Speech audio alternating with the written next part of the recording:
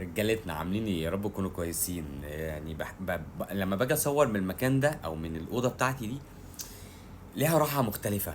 بصور في حتت كتير وبروح حتت كتير، ممكن ارفع منها فيديوهات وبتاع.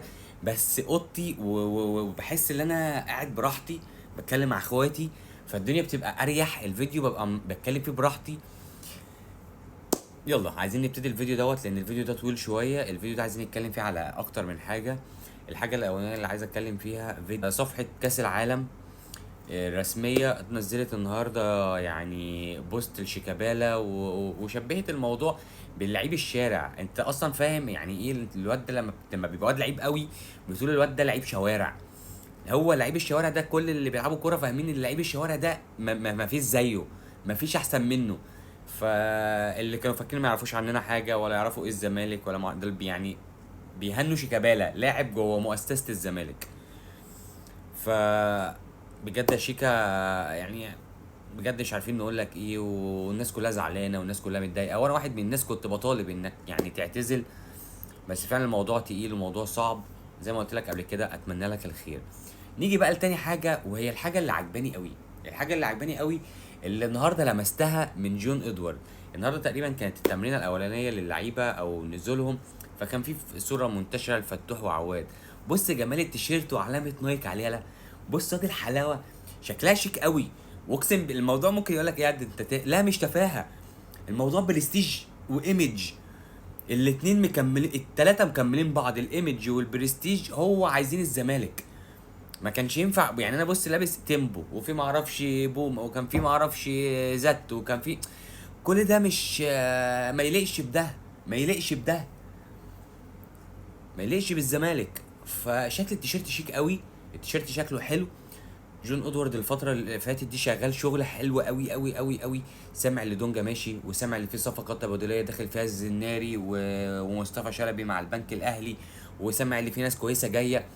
الراجل شغال كويس قوي. طقم مدير فني جديد كله الفرنساوي والاسباني والانجليزي واللي معرفش ايه، مجموعة افكار حلوة، مجموعة افكار تفيد الفريق كله. كذا مدرسة، مدرسة اسبانية ومدرسة فرنسية ومدرسة بلجيكية. الموضوع حلو، الموضوع فعلا تحس الدنيا بتتغير. مغير الامن بتاع التدريب، مغير غرف العمال، مغير. في ناس كانت متضايقه وفي ناس كانت زعلانه. انا ما كنتش لا متضايق ولا زعلان يا باشا. انت تمسك اي حاجه لو انت بتحب النادي، هتمسك غرف ملابس اي حاجه تانية وهتبقى راضي. اه طبعا هم اللعيبه بيحبوك بس احنا في وقت فعلا دلوقتي محتاجين. عارف انا شاكك في صوابعي، فخلاص انا الصوابع الخمسه كلها مش هبعدهم. يعني ما اجي اتكلم هرجعها لورا. فمش هقول لا اسيب ده ممكن، لا ده هو كلها هترجع. اتمنى يا رب يا رب يا رب يفضل الراجل ده شغال كويس، ويفضل الاداره موفره له زي ما احنا شايفين. الناس كلها بتتكلم والاخبار كلها بتتكلم اللي الراجل ده هو رايه الاول والاخير في الفريق. اللي الراجل دوت الكلمه اللي بتتقال عليه بتتسمع. عايزين يمشي ورا حد فاهم، حد عارف يعني ايه، يعني ايه تنظيم فريق، يعني ايه اجيب صفقات وابيع صفقات واعمل استثمار وادخل لعيب وامشي لعيب واجيب واحد بدل واحد وما اخسرش واكسب في حتى لو انا وحش. اعرف ازاي اكسب وازاي ابيع لعيب بطريقه تمام، وازاي اشتري لعيب باوفر حاجه. بيقول لك مدير فني واخد ما اعرفش 25 مليون، باين رقم غريب. يعني الناس كنا بنسمع 70 و80 و100 و140 و200 وشويه، الراجل واخد رقم قليل قوي. فده برضو كل اللي احنا بنقوله ده هنحكم لما يبتدي الموسم. يعني كل ده حاجات مبشرة، بس برضو ما لاقيش مدير فني تعبان، ما لاقيش الاحمال اللعيبه بتقع مني، ما لاقيش معرفش البدني رايح مني. فكل ده هيبان في المطوش، بس كنظام وتأسيس كل ده حلو.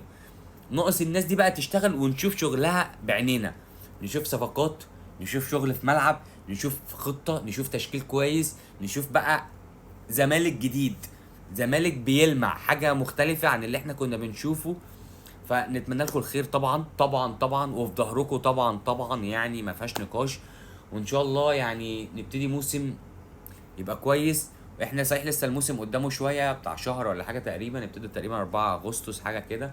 فمعانا وقت، لسه صفقات ولسه معسكر ولسه يعني هيبقى في اخبار وهيبقى في فيديوهات بنتكلم، وان شاء الله خير. وفي الاخر يا جدعان بقى طلب اخير، انا الدنيا اللي ورايا دي كلها عايز اغيرها، يعني انا عايز اعمل لوكيشن، فلو حد عايز يقترح عليا حاجه يبعتها لي في مسج، يبقى حاجه لذيذه، يعني حد شغال في حاجه معينه، حد بيعمل شكل معين بتاع، ممكن تبعتها لي في مسج ونخش نتكلم مع بعض. لو اول مره تشوفنا، تعمل لي فولو وقول لي رايك في الكومنتات، واحلى مسا عليكم.